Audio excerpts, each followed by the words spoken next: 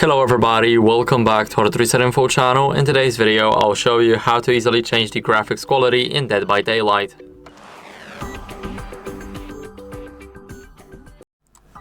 So first, what you guys want to do is go over to the options right here. Now, in those options, let's go to graphics, and in the graphics section right up top, we will have the quality. So let me leave the settings. As you guys can see, the menu quality is now not the best.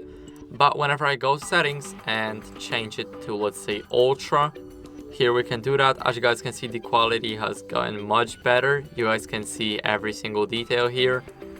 And this is how you guys can basically change it. So here you guys can adjust the quality.